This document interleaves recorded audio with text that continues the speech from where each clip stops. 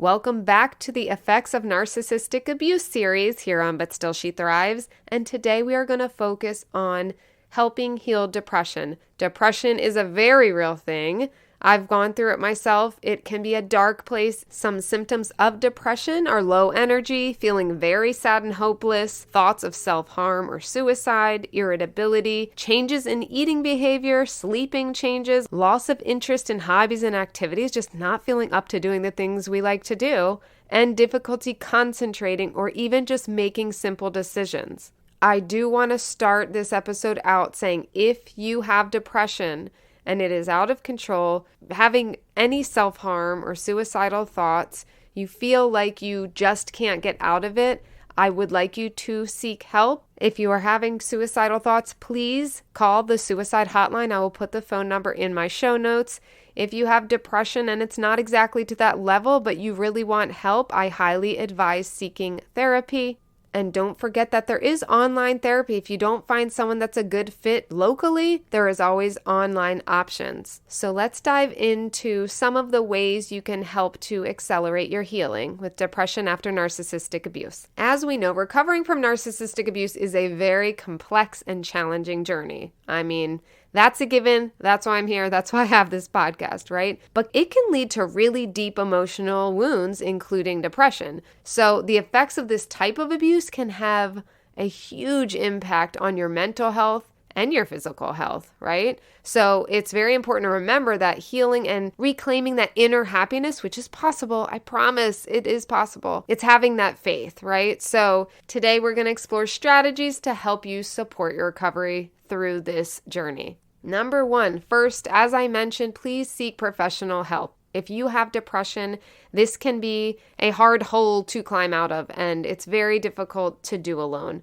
It's a serious mental health condition, and it often does require that professional support. So, like I said, reach out to a qualified therapist, find someone locally, find someone online. There are so many options with the internet now, so reach out and get help. It is not weak.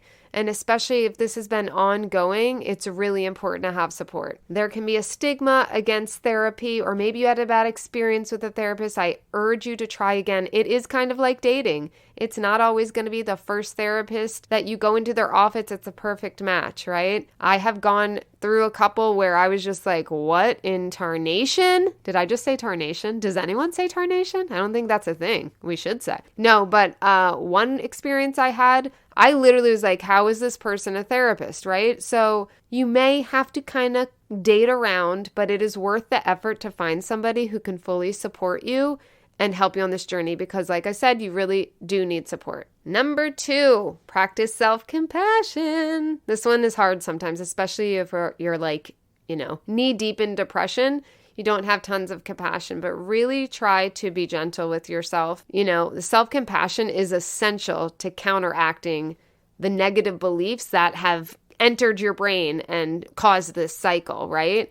You've been told a lot of things for a long time, probably, if you are under the thumb or were under the thumb of a narcissist. So undoing that damage is not going to be overnight, but it is possible. And during the journey, you need to treat yourself with kindness, understanding, and forgiveness. Often we will blame ourselves first because narcissists blame us, so we take on that role. Second, even if we get out of it and we look back going, what did I do here? What did I do to my children? And it's like we put this guilt trip on ourselves. We do not need that extra guilt, queen, okay? You don't need that. Forgive yourself. It's okay. You did your best, right? You did the best with what you had. We all don't know the answers. We aren't born with a handbook. So I want you to give yourself grace, and I want you to stop feeling guilty, forgive yourself so you can make the room for that self-compassion. Now, what does that look like? Positive self-talk, right? I do this with my clients. It may sound simple, but I am telling you it works. When you repeat affirmations over and over, when you do the tapping, when you do any of these mindfulness activities to help retrain your brain to think positive thoughts that replace those negative thoughts, it will benefit you. Even in a few minutes, it'll benefit you. And over time, if you're repeating that every day, every night, whatever it is, it's going to have really long-term lasting effects and completely change your mindset and your confidence. So do all the self-talk and all the self-care too. What does that look like? I am big on yoga, especially yin yoga for trauma-related things. Getting outside in nature, exercising, just moving at all, dancing, 90s hip hop, high up on my list. Anything you can do to get out of that head and in your body. I will tell you this. When I was going through some narcissistic abuse years ago, I was so, I'm talking about my depressed time. I had a really depressed era, I will call it, unrecognizable to myself or to other people. I am normally a, bright, bubbly, yay, I'm the clown of the show, do. I was not. I was depressed. I was cut off from the world. I was laying in bed. I had gone through something else in my life, and just all of it on top was just too much, and I just felt like a big gray cloud. One of the things that helped me, actually, it's one of the main things, I will be honest, because I said I have to pull myself out of this. I really honestly didn't want to go on medication, and that may have been stupid. I don't know. That was me. It was years ago.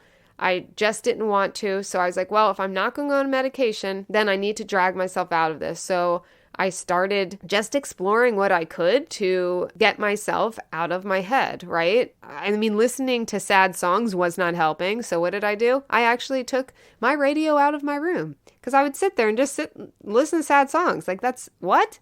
That is not helpful. Little tip on the side there. But what I did do was, first of all, I signed up for a class to just get me out of bed. It was a daily class at the community college just to get me out of bed. This is before I had a family or anything. I was in my, 19 years old. And also, I committed to myself, you are going to get your butt out of bed every morning and run. I was not a runner. I just wasn't. I didn't even like running. But I knew I had to move my body and I had to get out of my head. It is huge in healing.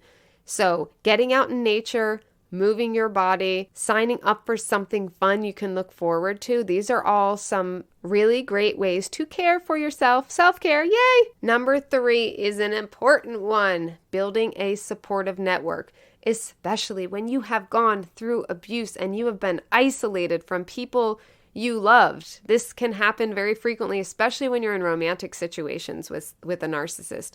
That is one of their tactics to control you. They will isolate you, keep you from your peeps, and it's time to reconnect to the people you love if they treat you well. If not, building a new community, building a new supportive network. This can look like just joining a local, let's say you're a mom. I know I have a lot of moms here. Joining a local moms group, going out, making the effort. Even if you don't feel like it, get those shoes on, put some red lipstick on, and go out and meet people and meet uplifting people. Joining meetup.com is actually a great place. I actually made some great friends on meetup.com. I love Meetup because they have specific groups for specific interests. So let's say you're an avid book reader. They have book groups, book clubs, whatever. What else? If you're into yoga, they have yoga or meditation, mindfulness type things. If you love cooking, they have cooking groups. If you love to travel, they have travel groups. So you can categorize it, you can filter it by location and interest, and poof, you've got a built-in support.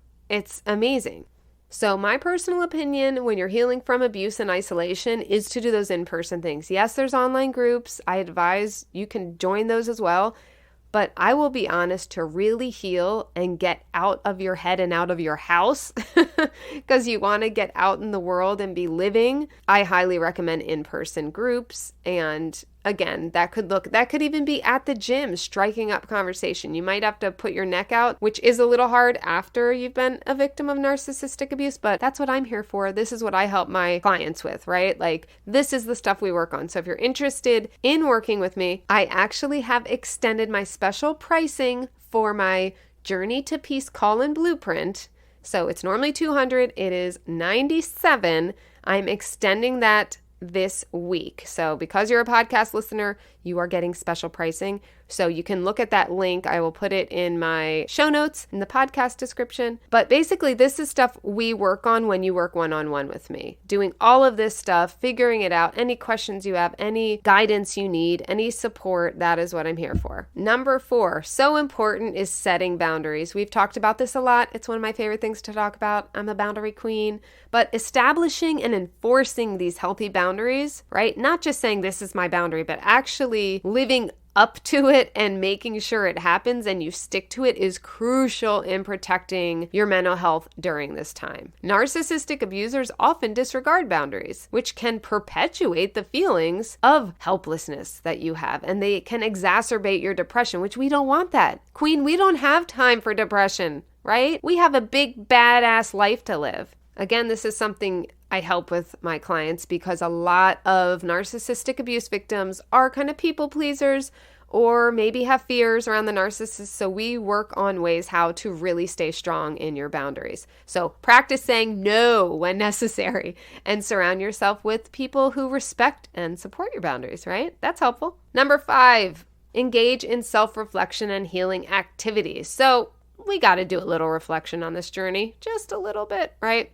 So reflect on your experiences, explore how has this impacted me? What has this abusive relationship done? Sometimes it's not fun to look at this, but it's very important. In order to heal, you've got to shine a light on what it is, okay? So engaging in those activities helps your personal growth. You can do, and we've talked about this on many episodes, but we'll repeat it, journaling, art therapy, again, all those good mindful activities like affirmations, yoga, meditation. And these activities will help you process your emotions while you're doing them. Even doing yin yoga, where you're just sitting in poses for 3 to 5 minutes, that is helping you process the things that you have gone through. It is amazing to me. I just love this work. Number 6, celebrating those small victories. I think we talked about this a little bit with anxiety too, but with depression, even the simplest task can feel so challenging. And I've noticed that even with myself back in the day, and then with current clients I have,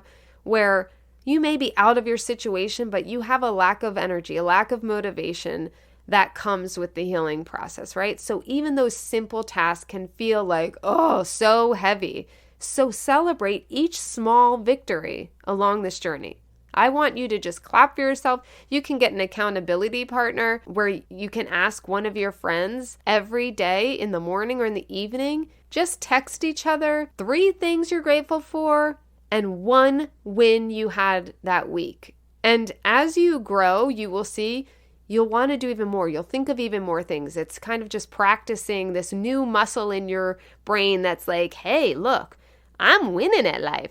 We love winning, and sharing winning is great, and your friend will love it too. So find a friend that is uplifting and loving and say, let's do this every day. I mean, who does not want to start the day or end their day with happiness and victories and gratitude? I mean, that being said, if we have some setbacks, that's okay. Be gentle with yourself. Remember, it takes time. This healing process takes time. Every effort counts. So it's not perfection, it's progress. And it's the effort you put in and that you're trying that's so important. Do you know what a big deal it is that you're even doing this?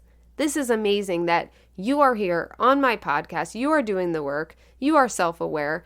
And you are going to heal, and we're going to make it fun. So remember that recovering from depression after narcissistic abuse, especially, it is a gradual and individualized process. So seek the help, find a support group, be compassionate with yourself, set those boundaries. You've got to do a little self-reflection. I'm sorry, it's part of the process. Prioritize that self-care and celebrate the victories and have gratitude every day and be kind to yourself during this whole process, okay? What do we want to end with? Let's think of some good old Christy Jade affirmations. All right, hands on your heart, but if you're driving, keep your hands on your wheel. All right, take a nice breath, hands on heart. I am healing. I am so proud of how far I've come. I am strong. I am a damn queen. It's true. I'll end with that. Like I said, it is the last week, but I did want to extend my special pricing to you guys before my daughter is out of school and I will have less time to do one-on-one sessions. So grab it if you want it. It's in the show notes, podcast description, whatever you want to call it. And I hope you all have a beautiful couple of days until we meet again in our next episode. Smooches and deuces.